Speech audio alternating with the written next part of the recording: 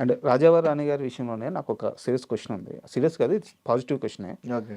కిరణ్ అబ్బవరం గారు ఆ సినిమా ఒక మంచి నెంబర్ మేక్ చేసింది, గుడ్ మూవీ అని పేరు తెచ్చుకోండి. కానీ ఆయన మీద కనీసం ఒక 4-5 సంవత్సరాలు విపరీతమైన ట్రోలింగ్ నడిచింది. ఈరోజు చాలా పర్సనల్ అబ్యూస్ ట్రోలింగ్ అది. ఈరోజు ఆయన ఏ రేంజ్లో ఉన్నారు మనం చూస్తాం. అదే అంటున్నాం కదండి. ఇప్పుడు నువ్వు జెన్యున్ ఏం వెళ్ళేటప్పుడు కమ్బ్యాక్ అదే అంటున్నాను, నువ్వు జెన్యున్గా వెళ్ళేటప్పుడు చాలా మంది చాలా అంటారు. నువ్వు చిరంజీవి గారు ఒక ఇంటర్వ్యూలో చిరంజీవి గారు చెప్పారు, మీకు ఐడియా ఉందో లేదో, కప్పలు అందులో చెవిటి కప్పు ఉంటుంది, అలాగే ఉండాలి. అలా ఉన్నారు కాబట్టి ఈరోజు ఆ స్థాయిలో ఉన్నారు. మీతో ఎప్పుడన్నా డిస్కషన్ నడిచిందే? అదేం డిస్కషన్ ఉంది, ఇప్పుడు కనబడితే సరదాగా మాట్లాడుకుంటాం. ఏంటి, ఏం చేస్తున్నావు, నువ్వేం చేస్తున్నావు, అంటే మీకు పర్సనల్ లైఫ్ వస్తులోకి మన లైఫ్లో మనం బిజీగా ఉంటాం. మీ ఇంటర్వ్యూ ఎప్పటి నుంచో అడుగుతుంటే ఇప్పుడు అయింది దాదాపు 2 years నుంచి. సో అలా ఎవరి లైఫ్లో వాళ్ళు బిజీగా ఉంటున్నాం, అంతే అండి. ఓకే. అండ్ మీరు ఎలాగో ఆ మూవీ సెట్లో ఉన్నారు కాబట్టి సరదా క్వశ్చన్ మీరు చెప్పాలంటే చెప్పండి, లేదా స్కిప్ చేసేసేయండి. ఆ సినిమాలో ఉన్న హీరో హీరోయిన్ ఇద్దరు పెళ్లి చేసుకున్నారు. అవునవును. సో ఎప్పుడన్నా మీకు అనిపించిందా సెట్లో వీళ్ళిద్దరి మధ్య ఏదో మనకి ఎప్పుడు అనిపించలేదు. అంటే ఆ టైంలో మాకేం తెలియదండి బేసిక్గా. అంటే మిగిలిన వాళ్ళు తెలుసు కానీ నాకైతే అసలు జీరో నాలెడ్జ్ అండి. నాకు సినిమా కోసం కానీ, యాక్టింగ్ కోసం కానీ, వేరే దానికోసం నాకు అసలు ఏమీ తెలియదు. నువ్వు ఇలా చేయరా అంటే వెళ్ళి చేయడం అంతే. ఇప్పుడు నేర్చుకున్నా. ఓకే. అప్పటికి నాకు జీరో నాలెడ్జ్. ఎందుకంటే నేను ఊర్లోంచి రావడమే, నేను మా ఫ్రెండ్ రవికిరణ్ కోల వాడు వచ్చినప్పుడు ఫస్ట్ టైం 2011లో వచ్చాం. హైదరాబాద్ బస్ దిగ్గానే ఇలా చూస్తున్నాం, ఏంద్ర ఎలా ఉంది అంటే తెలీదు. అంటే మన ఊళ్ళో ఎలా ఉంటుంది, చిన్న చిన్న పాకలు లేదా చిన్న పెంకిటీల్లో ఉంటుంది. ఇక్కడికి వచ్చేలాగా ఇలా ఏంటర్ ఎంత పెద్ద ఉన్నాయి బిల్డింగ్లు, ఎక్కడికి వెళ్ళాలి, ఏం చేయాలి, ఏమి తెలియవండి. సో అలా వచ్చిన మనకి అంత నాలెడ్జ్ ఏముంటుందండి. టార్గెట్ సినిమానే. నేను మ్యూజిక్ డైరెక్టర్ అవుదామని, వాడు డైరెక్టర్ అవుదామని. నేను యాక్సిడెంటల్గా యాక్టర్ అయ్యాను, వాడు మాత్రం డైరెక్టర్ అయ్యాడు. కీరవాణి గారి దగ్గరికి కూడా ఎప్పుడో అప్రోచ్ అయ్యారని విన్నాను. అయిందా ఆ టైంలోనేండి? కీరవాణి గారి దగ్గరికి వెళ్ళలేదు. ఓకే. ఆయన దగ్గర పనేంద్ర గారని, వీణా పనేంద్ర గారు అంటారు, వీణా ప్లే చేస్తూ ఉంటారు. మీకు 100% లవ్, ఇంకా చాలా సినిమాలు చేశారు. ఆయన మా స్కూల్ మాస్టర్ బాబ్జీ సార్ అని, ఓకే, మా ట్యూషన్ మాస్టర్. ఆయనకి తెలుసు రిలేటివ్స్ ఎక్కడో. ఆయన పంపించారన్నమాట, ఇలా వీడు మ్యూజిక్ అంటే ఇంట్రెస్ట్ అని. ఇంట్రెస్ట్ అంతే, బట్ మ్యూజిక్ కూడా మనకి ఏం చేయాలి అది కూడా తెలియదు. ధైర్యంగా దూకేశారు అంతే. ఏదోటి బ్రహ్మానందం గారు అంటారు, ఏదోటి చేద్దాం అలాగా, మనకి తెలియపని ఏదోటి చేద్దాం, ఏదోటి అయితే అవుతాం అనేదైతే ఉంది. ఈ సినిమా ఉండబట్టే కదా నాకు ఈ గౌరవం వచ్చిందని మీరు ఒక మూమెంట్ ఉంటుంది కదా. అవునండి. ఆ మూమెంట్ షేర్ చేసుకుంటారా? అని మనం ఎక్కడికి వెళ్ళినా మనకంటూ నాట్ ఓన్లీ కసిరెడ్డి, మీకు థియేటర్లో కనపడే ఏ ఆర్టిస్ట్ కన్నా ఆ గౌరవం ఉంటుందండి. నువ్వు ఎక్కడికి వెళ్ళినా అరే వీడు సినిమా ఆర్టిస్టా, వీరు అని ఎవరు అనరు, ఆ వీడు అనే దాంట్లోనే గౌరవం ఉంటుంది. అదే గౌరవం బేసిక్గా. ఏంటంటే వీడేంటి రెస్పెక్ట్ ఇవ్వట్లేదు, వీడు హీరో ఆడు అంటున్నారు. ఇప్పుడు మా సైడ్ వెళ్తే ఇప్పుడు చిరంజీవి గారు అని మనం అంటాం, ఆ సైడ్ ఏంటంటే ఎవరు చిరంజీవి కనపడతాడు నీకు, భలే చేస్తాడు రా, అదొక గౌరవం అండి. అంతే. అంటే ఓన్ మా మనిషి అన్నప్పుడే నీకు గాడు గీడు అనేవి వస్తాయి. లేదంటే ఏంటంటే ఎమ్మెల్యే గారు బాగున్నారు, ఎమ్మెల్యే అంతే, నీ మనిషి కాదు. గాడు అనుకుంటున్నావు అంటే నీకు దగ్గర అయినప్పుడే ఆ ప్రేమలోంచి వచ్చేది అన్రెస్పెక్టెడ్గా అనిపిస్తుంది బయట నుంచి చూసేవాడికి. బట్ వాడి జీరో, వాడికంటే ఏముండదు. వాడు హ్యాపీగా ఏంటో మీ హీరో ఏం చేస్తుంటాడు అని వాడు హ్యాపీగా ఉంటాడు. కలుస్తూ ఉంటాడు మిమ్మల్ని, ఏంటి చిరంజీవిని కలిసావా, బాలకృష్ణ కలిసావా, ఇలా ఉంటాయండి. వాళ్ళకేముండదు. నీకు ఆ సినిమా ఇండస్ట్రీలో నీకు ఉండే గౌరవం వేరే ఉంటుంది. స్క్రీన్ మీద కనపడ్డం అంటేనే ఆటోమేటిక్గా నీకు గౌరవం పెరిగినట్టు. నాకు ఒక పర్టికులర్ ఇన్సిడెంట్ కావాలి. అంటే ఉదాహరణకి ఇదే ఈ కంటిన్యూటీ క్వశ్చనే. ఇప్పుడు ఉదాహరణకి ఒకరోజు మీరు ఒక హీరోని కలవడం, ఇంకో స్టార్ని కలవడం, లేకుంటే 10 మంది మధ్య ఒక ప్రత్యేకమైన గుర్తింపు రావడం, అక్కడ కూర్చొని ఆ మూమెంట్లో ఇది కదా సినిమా ఇచ్చిన గౌరవం అని మీరు రియలైజ్ అయిన ఒక్క ఇన్సిడెంట్ చెప్పండి. అంటే అది మనం అలా చెప్పలేమండి. ఎందుకంటే నీ ఎక్కడికి వెళ్ళినా అన్నీ జరుగుతూ ఉంటాయి. మనకి రెస్పెక్ట్ అనేది ఇప్పుడు నీ స్థాయికి తగ్గ రెస్పెక్ట్ నీకు ఉంటుంది. పక్కనోడి స్థాయి దగ్గర రెస్పెక్ట్ వాడుకుంటుంది. వాడిని చూసి మనం కులుకోకూడదు.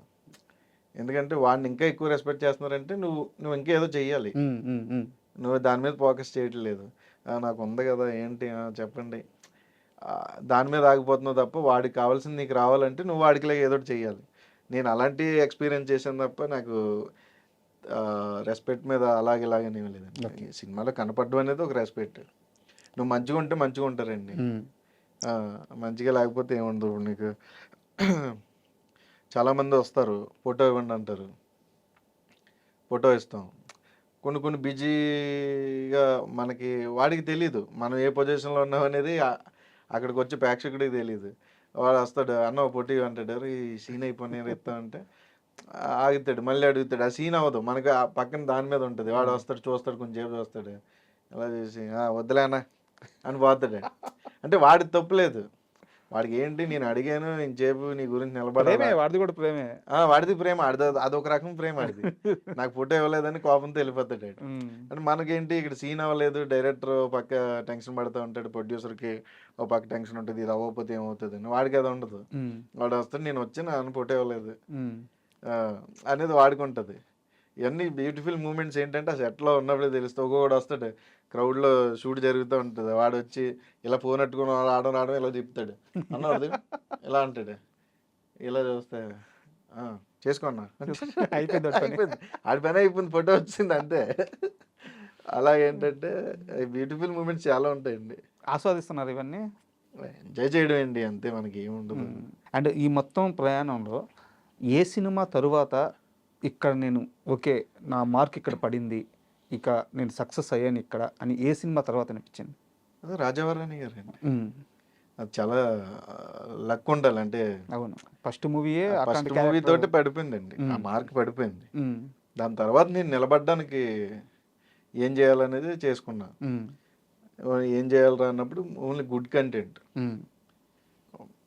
కంటెంట్ చేస్తే ఆటోమేటిక్గా జనాలు యాక్సెప్ట్ చేస్తారు. సో గుడ్ కంటెంట్ వైపు మనం వెళ్ళాలి. సినిమా ఫ్లాప్ అనేది పక్కన పెడితే మనం చేసిన క్యారెక్టర్ ఇది బాగాలేదురా అని ఆడియన్ అనకూడదు. నాకు ఇప్పుడు దాకా ఎవరు అనలే, ఏంటన్నా అలాంటి సినిమా చేసావు అది పెద్ద బాగాలేదు అని ఎవరు అనలే. సో నేను దానికోసం ఎక్కువ కష్టపడతాను. అండ్ మీరు ఒకసారి మాట్లాడుతూ ఇలాగే అంటే క్యారెక్టర్ని ఎలా ఫిల్టర్ చేస్తారని అడిగితే, నేను కథ వింటాను, కథ విన్న తర్వాత నాకు అర్థం అవుద్ది, దాన్ని బట్టి నేను ఓకే చేస్తానని చెప్పాను. అవునండి. నిజంగా చెప్పండి, ఇప్పుడున్న ఇండస్ట్రీల పరిస్థితుల్లో మీరు కథ అడిగితే కథ పూర్తిగా చెప్పే పరిస్థితులు ఉన్నాయా? ఉన్నాయా అంటే మనం అడిగే విధానం అండి అంతే. అదే చెప్తున్నాం కదా, ఇందాక అదే అంటున్నాను, మీరు ఏమిస్తే అది వస్తుంది. ఎలా అడుగుతారు మీరు? నేను అడుగుతాను, నాకు ఫార్ములా ఆ సీక్రెట్ గా అని చెప్తే చాలా మంది ఆర్టిస్టులు ఉన్నారు, వాళ్ళు పాపం ఏ సినిమా హిట్ అవుద్దో తెలియక, ఏ సినిమా ఫ్లాప్ అవుద్దో తెలియక. కాదండి, నాకు హిట్ ఫ్లాప్ అని కాదు, నేను సినిమా అలా అయితే నేను చేసిన సినిమాలన్నీ అంటే వాళ్ళ కథ చెప్పట్లేదు, వాళ్ళు చాలా బ్లైండ్ గా రూల్స్ చేస్తున్నారు. మేబీ ఏమో, బట్ నేను అడుగుతాను, నేను అవసరం ఎట్లా బెగ్గింగ్ చేస్తాను. నేను సార్ నాకు తెలియదు, నేను అది చెప్పను సార్ నాకు, ఎందుకంటే 100 క్యారెక్టర్లు ఉంటాయి సార్, 100 క్యారెక్టర్లు దాటి నువ్వు కనపడాలంటే నీకు కథ తెలియాలి.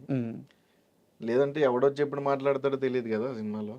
ఇప్పుడు ఇంటర్వ్యూ అయితే మీరు నేను మాట్లాడుకుంటాం, షూటింగ్ అలా ఉండదు, సడన్గా ఎవడో డైలాగ్ వస్తుంది, ఇలా చూస్తాం, దానికి ఏం ఎక్స్ప్రెషన్ ఇవ్వాలో నీకు తెలియదు కథ తెలియకపోతే. ఎందుకంటే వాడు మధ్యలో వచ్చాడా, లేదంటే సినిమా స్టార్టింగ్లో వచ్చాడా, లేదా ఎండింగ్లో వచ్చాడా, లేదంటే ఏంటనేది మనకు తెలియదు. అది తెలియనప్పుడు నువ్వు ఎక్స్ప్రెషన్ ప్రాపర్గా ఇవ్వలేవు. సో నేను దానికోసం నేను కథ క్లియర్గా వింటాను. ఓకే. అంటే చాలామంది డైరెక్టరే చెప్పగలవద్దు, నేను అడుగుతా, ఏడీస్ చెప్పినా పర్లేదు, నేను ఏడీస్నన్నా సరే అడిగి ఇలా ఉంటుందన్నా ఇలా ఉంటుందన్నా ఓకేరా ఓకే. అండ్ ఇప్పుడు అంటే మీ యాక్టింగ్ చూస్తున్నాము, మీ జర్నీ చూస్తున్నాము, మీతో పాటు పోటీ పడి అంటే మీతో పాటు వచ్చిన వాళ్ళు కానీ, మీకంటే ముందు వచ్చిన వాళ్ళు కానీ ఎవరు కూడా ఈ రేంజ్ సక్సెస్ అందుకోలేదు. సో మీ యాక్టింగ్ మీద కానీ మీ కెరీర్ మీద కానీ ఎలాంటి డౌట్ లేదు. కానీ కెరీర్ స్టార్టింగ్లో మీరు ఎలాంటి ఇన్స్టిట్యూట్కి వెళ్ళలేదు కదా, మీ ఫ్రెండ్తో సినిమా తీశారు, తర్వాత మళ్ళీ ఇండస్ట్రీలోనే జర్నీ చేశారు. అప్పుడు ఒక షాట్ ఎక్కువ టేకులు తీసుకొని రాక అలాంటి సందర్భం ఏదైనా గుర్తుందా? అదే అంటున్నాను, అది ఫస్ట్ సినిమాకి ఫేస్ చేసాము రాజావారణి గారికి. ఆ తర్వాత అంటే అక్కడ మీ ఫ్రెండ్ కాబట్టి ఓకే, ఆ తర్వాత అంత ఎప్పుడు ఫేస్ చేయలేదండి. ఎక్కువ అంటే ఒక 3-4 అంతే, అంత మించి ఎక్కువ నా సైడ్ నుంచి ఎప్పుడు అవ్వలే. మరేమో టెక్నికల్ ఇష్యూ లేదంటే సంథింగ్ ఏదో తప్ప నా సైడ్ నుంచి ఎప్పుడు 2-3 అంటే ఎక్కువ అవ్వలే. ఓకే. అంతే ఇంకా అదే అంటున్నాను. కథ తెలిస్తే నీకేం చేయాలో తెలుసు కాబట్టి నువ్వు టేకులు పడవు. ఎందుకంటే ఆ సీన్ దేని తర్వాత పడుతుంది అనేది నీకు తెలుస్తుంది కాబట్టి. దానికి ముందు ఎంత ఎమోషన్ క్యారీ చేస్తున్నావు, దాని తర్వాత ఎంత ఎమోషన్ క్యారీ చేస్తున్నావు, ఆ టైంకి ఏ ఎమోషన్లో ఉన్నావు అనేది నీకు కథ తెలిసినప్పుడే తెలుస్తుంది. ఇప్పుడు ఎదుటోడు ఆ పక్కనోడు సడన్గా వచ్చినప్పుడు ఆడితే ఎమోషన్ ఉంటుంది అనేది వాడు అప్పటికప్పుడు వచ్చాడా లేదంటే ఫస్ట్ నుంచి ఉండి మధ్య మధ్యలో వస్తా సడన్గా ఎంటర్ అయ్యాడా అనేది తెలిస్తేనే నీకు ప్రాపర్గా తెలుస్తుంది. అప్పుడు నీకు ప్రాపర్గా తెలిసినప్పుడు నీకు టేక్స్ పడవు. Correct, correct. యా.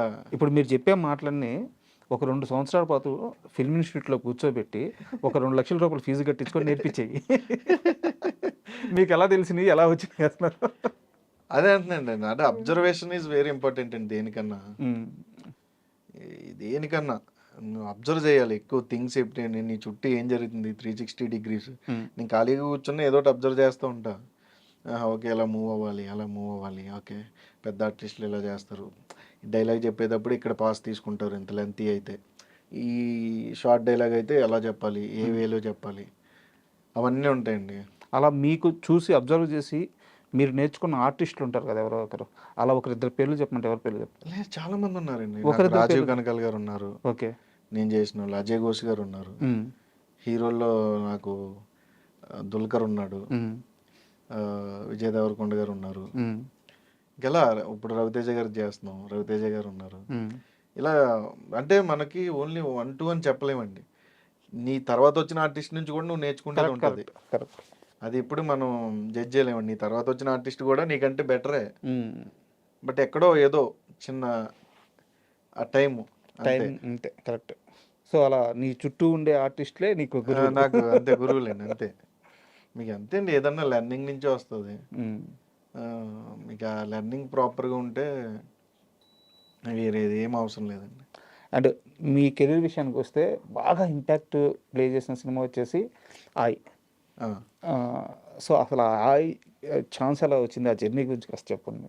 ఆయ్ అంటే నాకు ఫస్ట్ టైం అండి. ఆయనకి నాకు ఎప్పుడు పరిచయం లేదు, అంజీకి నాకు. ఓకే.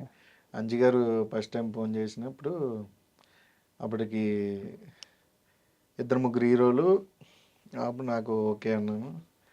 ఆ తర్వాత హీరో మారారు. తర్వాత ఫైనల్గా నితిన్ గారు వచ్చారు. మనకి ఆయన కథ చెప్పారు, మనకి చాలా బాగా నచ్చింది. ఆ తర్వాత నేను ఆయన జర్నీ స్టార్ట్ చేసాం. స్టిల్ ఇప్పటికి మంచి ఫ్రెండ్స్. యాక్చువల్గా లైక్ ఫ్యామిలీ ఫ్రెండ్స్. యాక్చువల్గా నితిన్ గారితో మాకు ఒక మూమెంట్ ఉంది.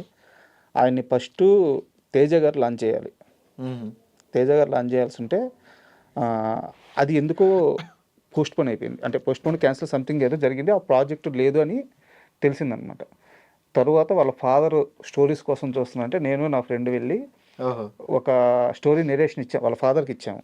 Okay okay. ఆయనకి ఫస్ట్ హాఫ్ చాలా బాగా నచ్చింది, బట్ సెకండ్ హాఫ్ నచ్చల. సెకండ్ హాఫ్ నచ్చకపోలేక ఒక 1 వీక్ టైం ఇచ్చారు. 1 వీక్ టైం ఇచ్చారు. 1 వీక్ తర్వాత సెకండ్ హాఫ్ చేంజ్ చేసుకోండి. ఫస్ట్ ఆ క్యారెక్టర్స్ కానీ ఆ స్టోరీ మూమెంట్స్ ఆ ఎలిమెంట్స్ కానీ మొత్తం బాగా నచ్చినాయి అనమాట. నేనేం మార్చొద్దు, బట్ నాకు ట్రీట్మెంట్ మార్చండి సెకండ్ హాఫ్ వరకు చాలు అని చెప్పేసి. బట్ మేము వెళ్ళే లోపల 5 డేస్కి అనౌన్స్మెంట్ వచ్చేసింది అని ఫస్ట్ మూవీ. సో అది మీ ఆయ సినిమా చూస్తున్నప్పుడు కూడా నాకు థియేటర్లో ఆ విజువల్స్ తిరుగుతూ ఉన్నాయి. అరే నా హీరో కదా, నా హీరో కదా అని చెప్పేసి. ఆయన గట్టి కూర్చున్నారండి అంజీ గారు, నేను కావాలని.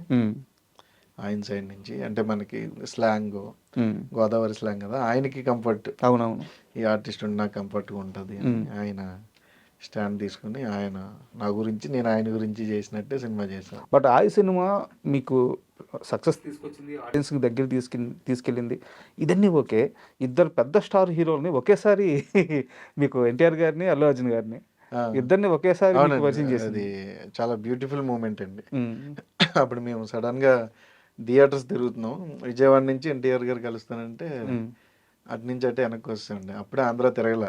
ఓకే. కరెక్ట్గా ఆంధ్రాకి ఎంటర్ అయ్యాము. ఈలోపు ఎన్టీఆర్ గారు ఫోన్ చేసి రమ్మంటున్నారు, మీట్ అవుతారంటే ఇంకా అప్పటికప్పుడు స్టార్ట్ అయ్యామండి. అదొక బ్యూటిఫుల్ మూమెంట్. ఏం మాట్లాడారు ఆ రోజు ఎన్టీఆర్? యాక్చువల్గా మీరు కలిసిన తర్వాత ఎక్కడ ఇంటర్వ్యూ లేదు, ఒక ఇంటర్వ్యూ ఇచ్చారు, బట్ అక్కడ కూడా ఈ క్వశ్చన్ అడగలేదు, మీరు చెప్పలేదు. ఏం మాట్లాడారు ఎన్టీఆర్ గారు? ఏం లేదండి, అదే ఆయన సినిమాలు చూస్తారు, అన్ని సినిమాలు చూస్తారు నాకు తెలిసి. నేను చేసిన సినిమాలు చాలా వరకు చూసారండి. ఓకే. ఆయన ఆయన డైలాగులు చెప్పడం హైలైట్. గుర్తుపెట్టుకుని చౌదరి గారు నమస్కారం, నమస్కారం, నమస్కారాలు మా కోట్ల వాళ్ళకి. దాని తర్వాత మేము బాగానే తీస్తాం కదండి, నేను బాగానే తీస్తాను కదా అని అశోకోణంలో అర్జున్ కళ్యాణ్ డైలాగ్ చెప్పారు. దాని ఓకే, ఇవన్నీ తర్వాత గుర్తుపెట్టుకున్నారు ఆయన. చాలా పెద్ద నాలెడ్జ్ అండి. ప్రతి సినిమా చూస్తారండి ఆయన. నాకు అర్థమైంది ఏంటంటే ఫ్లాప్ అయిన సినిమా, హిట్ అయిన సినిమా అని ఉండదు. ఆయన ఎంటర్టైన్ అవ్వడానికి సినిమా చూస్తారు. అలా నా సినిమాలే చాలా చూసారండి ఆయన. ఓకే. ఆ, నిన్న బట్ రీసెంట్గా నాకేంటంటే వచ్చింది కానీ టైం కుదరలా, డేట్స్ ఇష్యూ వల్ల. ఛాన్స్ వచ్చిందా? యా, ఏ సినిమాకి వచ్చింది? అదేండి ఇప్పుడు జరుగుతుంది ప్రశాంత్ నీల్ గారు. అవునా? But dates issue. అప్పుడు దుల్కర్ చేస్తున్నాను. దుల్కర్ చేయడం వల్ల మనకి డేట్లు సెట్ అవ్వాల. ఓకే. యాక్చువల్గా నిన్న కూడా దండోరా సినిమా గురించి ఆయన ట్వీట్ వేశారు. నిన్న అసలు వాళ్ళు ఎవరు ఎక్స్పెక్ట్ చేయలేదు, వాళ్ళు ఎవరు అడగలేదు. ఆయన తెలీదు. సినిమా ఆయన ట్వీట్ వేసేసారు. చూసేసారండి. వాళ్ళందరూ షాక్, టీం అంతా. మొత్తం బెన్నీ అన్న, అవును. రవికృష్ణ, సో మీరు చెప్పినట్టు ఆయన అన్ని సినిమాలు అన్నీ చూస్తున్నారు. చూస్తారండి ఆయన. నేను అదే అంటున్నాను కదా, ఎందుకంటే అక్కడ ఇప్పుడు అంకిత్ ఉన్నాడు, అంకిత్ సినిమాలు చూశారు. తర్వాత నా సినిమాలు చూశారు. అంటే ఇంకా మనకి తెలియని మన సినిమాలు చూసారంటే తెలిసిన వాళ్ళే ఆబ్వియస్లీ చూస్తారు కదండి. అది చాలా హ్యాపీగా అనిపించింది ఆ మూమెంట్. తర్వాత అప్పటికి పుష్పరాజ్ అరవింద్ గారి ద్వారా మనకి లక్కీగా ఆయన కలిసాము. బన్నీ గారు ఏం మాట్లాడారు? బన్నీ గారు కూడా సేమ్ అండి. అంటే మీకు బాగుంటాయి సినిమాలు, బాగా చేస్తున్నావు, డాడీ చెప్తుంటాడు మంచి ఆర్టిస్ట్ మనవాడు, మంచి ఫైల్లోకి వస్తాడని. బేసిక్గా మాట్లాడుకుంటారు కదండి, ఒక ఆర్టిస్ట్ పైకి వస్తున్నాడు అన్నప్పుడు ఖచ్చితంగా నలుగురు మాట్లాడుకుంటారు. అలాగా అన్ని చాలా బాగా మాట్లాడారండి అంతా కూడా. అండ్ కసిరెడ్డి నాగ చైతన్య గారిని కలిసాం. నాగ చైతన్య గారిని, సాయి పల్లవి గారిని. అది కూడా బ్యూటిఫుల్ మూమెంట్. ఓకే. అంటే అది మనం ఎక్స్ప్లెయిన్ చేయలేమండి. ఆ మూమెంట్స్ ఏంటంటే అవి మాట్లాడుకునేటప్పుడు ఒక తెలియని బ్రైట్నెస్ వస్తుందండి ఫేస్లో. అలాంటి మూమెంట్స్ అవి. కరెక్టే. చాలా మంది ఏంటంటే బాగా అభిమానించే వాళ్ళు ఎదురుబడి మాట్లాడుతున్నప్పుడు మాటలు కూడా వినలేము మనం. ఒక ట్రాన్స్లో ఉంటాం, మనం చూస్తుంది వింటుంది అని. Correct, correct. ఇదిలో ఉండిపోతుంది.